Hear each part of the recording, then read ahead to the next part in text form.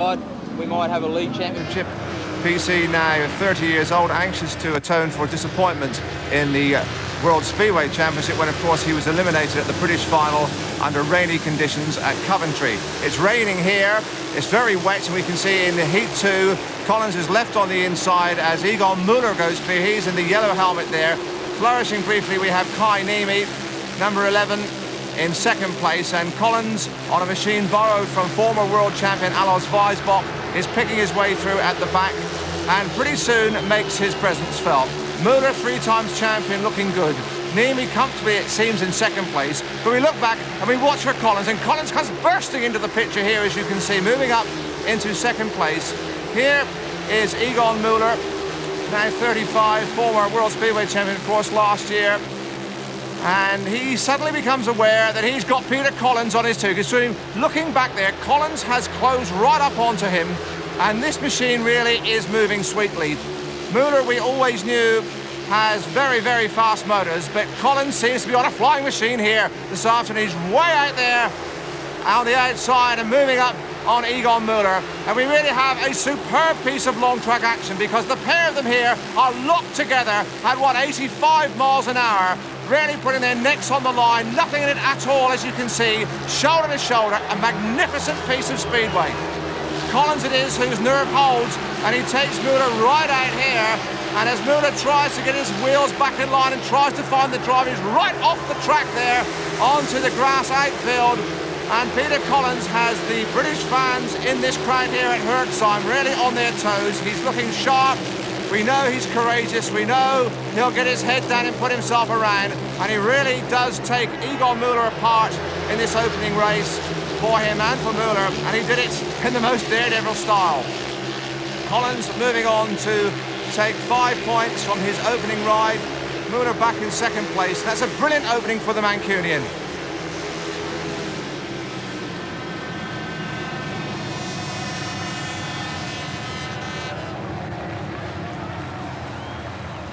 Look at this action again as Collins moves inside of Müller. There's not a lot of room there. Remember, they really are going flat out here, and it takes a man with a very special brand of courage to do that kind of manoeuvre.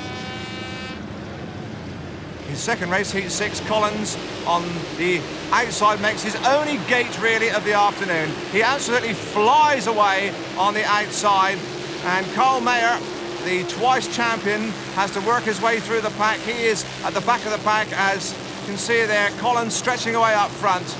It quickly became apparent that the inside grids were disadvantageous. Peter Collins, who we can see here in front, is aware that Mayer has worked through the pack. Away at the back of the pack, incidentally, in this race is Ivan Major, the 44-year-old granddaddy in his 50th world final. Now the German crowd begin to rise to Mayer as he closes on Collins. But Collins is not to be denied. Over the line is Peter Collins, so he is on maximum points. Mayer has dropped his first point.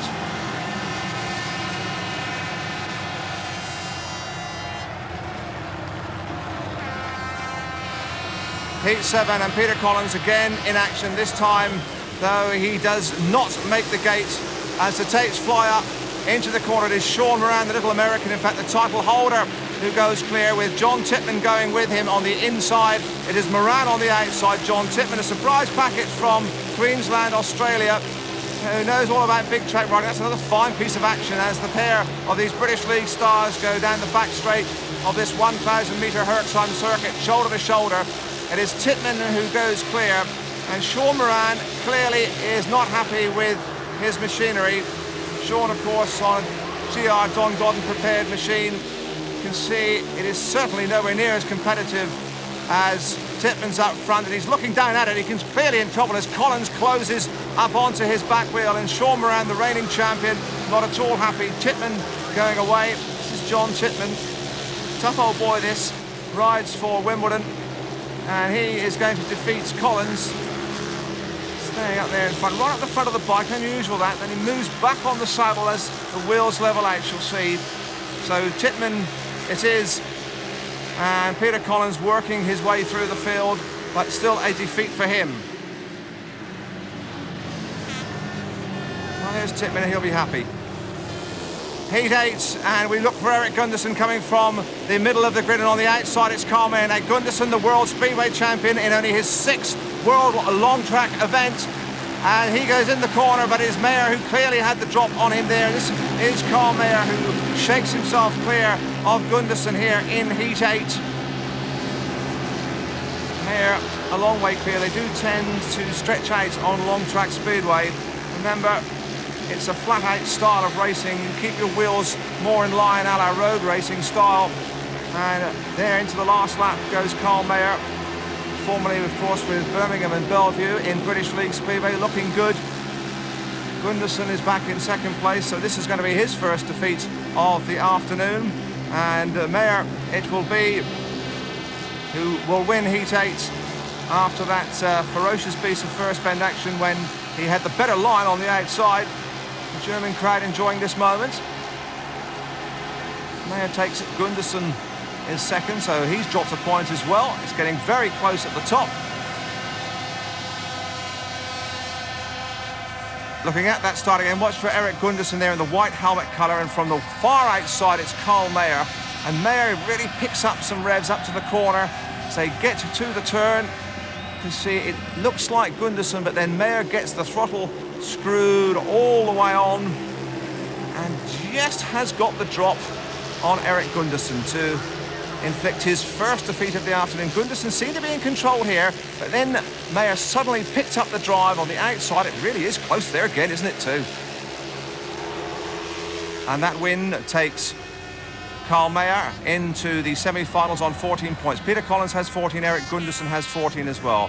Then we have Egon Müller on 11 and Finn Jensen, a surprise package, on 10. Now remember, they take these points into the semi-final cumulatively and ultimately into the final. So it all counts in the semi and then into the final.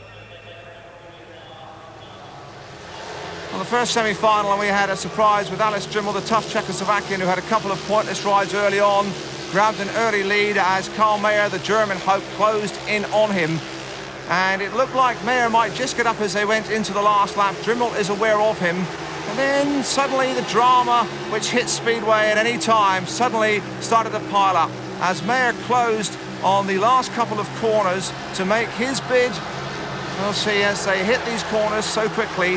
Now he just seems to pick up a faceful of dirt around about.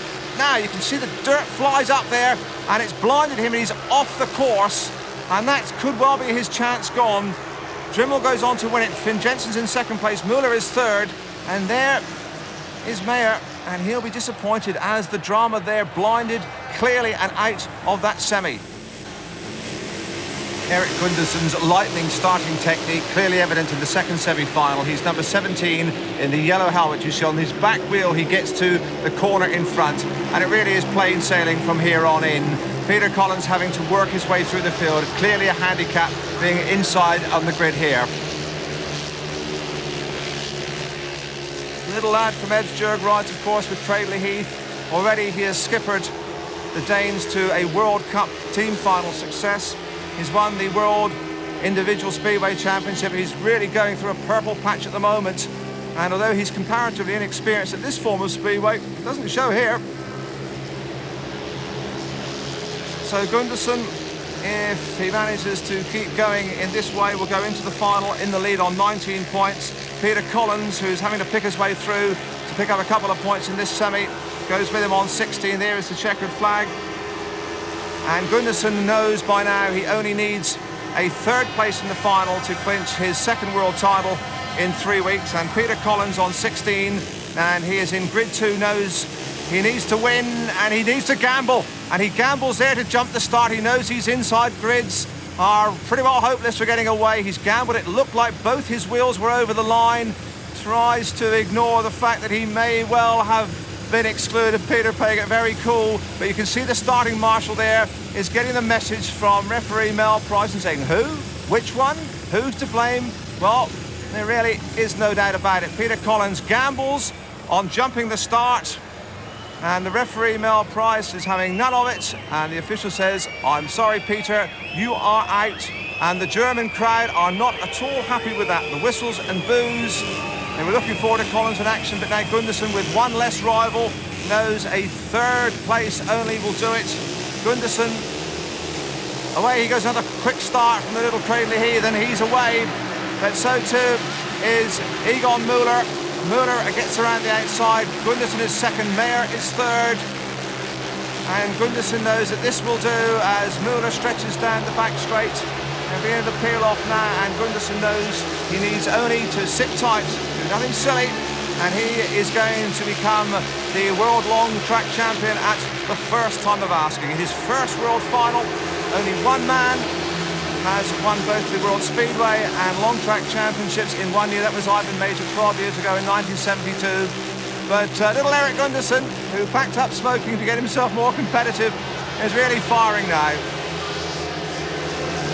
Egon Müller in front. A win here will take him into second place overall in the championships. Gunderson doing nothing silly at all. And there is a checkered flag, and the Dane has done it. Gunderson goes into the history books, and who can doubt that this little man is a very worthy world motorcycle champion. And there is the measure of the Danes' triumph in this long track final, 4 points ahead of Egon Müller of West Germany. The deposed champion Karl Mayer in third place with 17 points, and equal fourth Peter Collins and Finn Jensen. They each had 16 points. So a really marvellous World Championship hat-trick for Eric Gunderson.